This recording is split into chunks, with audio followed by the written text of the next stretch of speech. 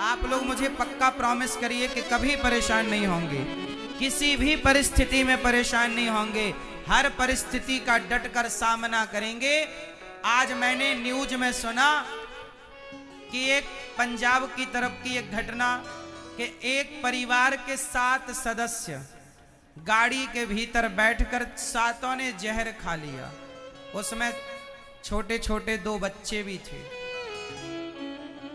एक लेटर मिला तो पता लगा कि गरीबी से बड़े परेशान थे।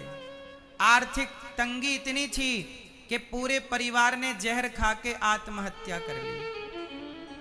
वो चलो माँ बाप आर्थिक तंगी से मजबूर थे, माना कि, पर उन छोटे छोटे 2 बच्चों का क्या कसूर था? बोलो, उन बच्चों का क्या कसूर था? उनने तो अभी जिंदगी देखी ही नहीं थी, संसार में आंखें खोली हैं। 5-5 साल के, 4-5, 6 साल के बच्चे थे। क्या गुनाह था उनका? उन्हें जीने देते ना अपनी जिंदगी। वो कमाते, बहुत सारा काम कर सकते थे। स्थितियां सबकी बनती और बिगड़ती हैं, लेकिन उन स्थितियों में कभी इतना परेशान नहीं होना चाहिए कि आप आत्महत्या करने की सोचने लग जाएं। अरे जिंदगी है तो परिस्थितियों से लड़ा जा सकता है, लड़ो। क्या माता सीता ने चुनौतियों का सामना नहीं किया? जनक जी की बेटी होकर जंगल की लकड़ियां काटती हैं अकेली, लव कुश को पाल पोस कर संस्कारी बनाती हैं। हर परिस्थिति में गुजारा हो सकता है ना मेरी माँ। जरूरी नहीं है कि मेरे पाँव में 10,000 के जूते ही हों, नंगे पाँव भी तो यात्राएं होती हैं, नहीं होती क्या? फिर जरूरी नहीं है कि 2 पाँव वाला ही आगे बढ़े। अरे जो अपाहिज हैं वो भी एवरेस्ट की चोटी चढ़ जाते हैं यदि उनमें करने का जज्बा हो तो। अपाहिज लोग भी इतिहास रच लेते हैं। करने का जुनून होना चाहिए। इसलिए ईश्वर कुछ भी दें, सुख दें, दुख दें, हानि दें, लाभ दें, हर हाल में तेरे फूलों से भी प्यार। तो आप मुझे पक्का वादा करो कि हर परिस्थिति में डटकर परिस्थितियों का सामना करेंगे, कभी पराजय नहीं मानेंगे, परास्त नहीं होंगे। परिस्थितियों से लड़ो, परिस्थितियों से लड़ो, आगे बढ़ो। आज फेल हो गए, आज हार गए तो क्या हुआ? कल जीतेंगे, फिर लड़ेंगे, फिर तैयारी करेंगे। 10 बार हार जाने के बाद भी 11वीं बार जीत का प्रयास करना चाहिए। और जो आगे बढ़ने का प्रयास करता है, एक दिन वो जीतता जरूर है, वो कामयाब जरूर होता है। कोशिश करने वालों की कभी हार नहीं होती। अर्जुन भाग रहे थे, मैं युद्ध नहीं करूंगा, मैं नहीं लड़ता। भगवान ने समझाया, अर्जुन भागकर कहां जाएगा? कायर कहलाएगा, कायर। क्या कहलाएगा? बोलो, कायर। इसलिए अपनी जिम्मेदारियों से भागो ना, लड़ो। एक छोटा उदाहरण देता हूं। हमारे काश्मीरी पंडित कश्मीर से खदेड़े गए थे। बोलो हाँ। सारे काश्मीरी पंडित भाग गए।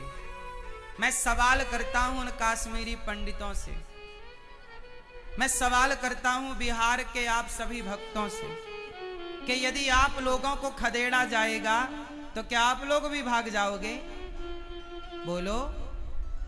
काश्मीरी पंडितों से एक सवाल है कि जब तुम्हें खदेड़ा गया तुम भाग क्यों गए? अरे भागने में जितनी एनर्जी लगी उतनी एनर्जी लड़ने में लगाते। कम से कम लड़ते तो सही। वो तुम्हें मार रहे थे, तुम भी तो मारते। भाग कर पाओगे क्या? जाओगे कहां? इसलिए अनिरुद्धाचार्य का कहना है कि कभी भागो मत। मैं लड़ने वाला व्यक्ति हूं, लड़कर मर जाना श्रेष्ठ है, रण छोड़ के भागना सही नहीं है। मरेंगे और क्या होगा? लड़ाई में तो मरना ही पड़ता। हर चुनौतियों का सामना करना सीखिए, हर परिस्थितियों को हराना सीखिए, अपने को इतना मजबूत बनाइए कि कोई भी परिस्थिति आपका बाल भी बांका ना कर सके। हर परिस्थिति में आपको लड़ना आना चाहिए। क्यों जी, बात सही है कि गलत है? कभी आत्महत्या नहीं करनी चाहिए, कभी रोना नहीं चाहिए। रोना है केवल भगवान के आगे।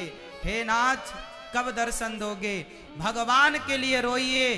परिस्थितियां कभी आपको परेशान करें तो फिर भी रोइए मत, पत्थर दिल बनिए, मजबूत बनिए। भरोसा भगवान पर रखिए कि ये ईश्वर का विधान है। मैं जीत गया।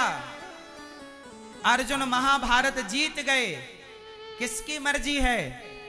जोर से, जोर से, भगवान की। और अर्जुन एक युद्ध हार गए। महाभारत जीतने वाले अर्जुन जंगल के भीलों से हार गए थे। पुरुष बली नहीं होत है, समय होत बलवान, भीलन गोपी लूट लई।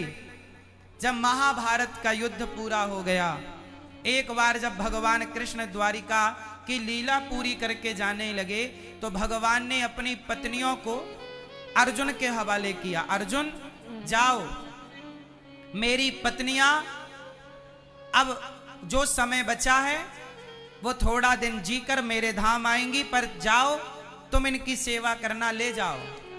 अर्जुन जो गांडीवधारी हैं, जब वो कुछ स्त्रियों को लेकर द्वारिका से हस्तिनापुर आने लगे तो रास्ते में जंगल के कोल भील मिल गए और जंगल के भीलों से अर्जुन का हो गया युद्ध और जंगल के भीलों से अर्जुन हार गए। किससे हार गए? बोलो मेरी मां। जंगल के भीलों से महाभारत जीतने वाले अर्जुन हार गए भीलों से। क्यों? क्योंकि वो जीत भी कृष्ण ने दिलाई और ये हार भी कृष्ण की दिलाई हुई है। ये समझो कि हर परिस्थिति आप कर्म कर, आप काम करो, बाकी परिणाम जो होगा, जीत हो हार हो, वो परिणाम ईश्वर की ओर से है। कर्मण्येवाधिकारस्ते मा फलेषु कदाचन। तू कर्म कर, जो फल आएगा वो फल ईश्वर दे रहे हैं, ये भाव कि ये ईश्वर का दिया प्रसाद है।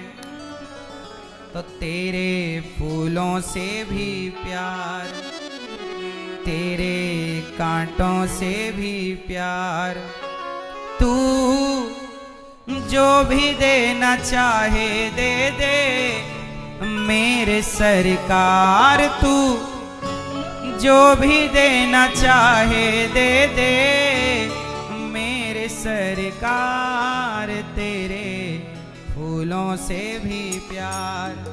तो आज से कितने लोग ईश्वर के हर विधान को स्वीकार करेंगे?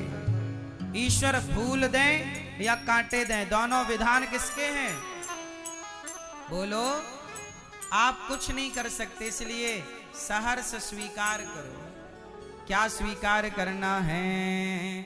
तेरे फूलों से भी प्यार, तेरे फूलों से भी प्यार, तेरे कांटों से भी प्यार, तेरे कांटों से भी प्यार। तू जो भी देना चाहे दे दे मेरे सरकार। तू जो भी देना चाहे दे दे मेरे सरकार। तेरे फूलों से भी प्यार, तेरे कांटों से भी प्यार, तेरे फूलों से भी प्यार, तेरे कांटों से भी प्यार। तू जो भी देना चाहे दे दे मेरे सरकार। तू जो भी देना चाहे दे दे मेरे सरकार। तेरे फूलों से भी प्यार, तेरे कांटों से भी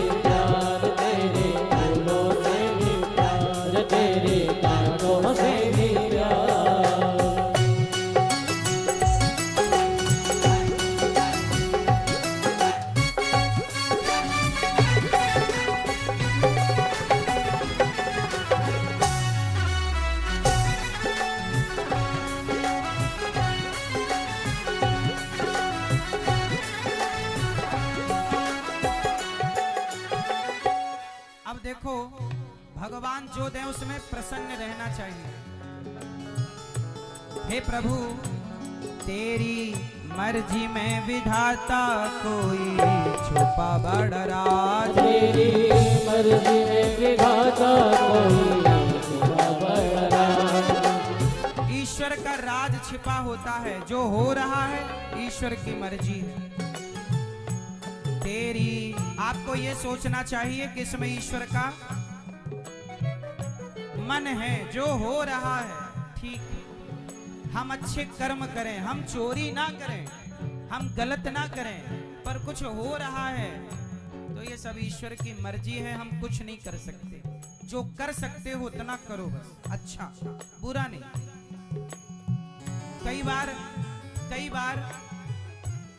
कई बार मेरी माँ आपके सामने बहुत कुछ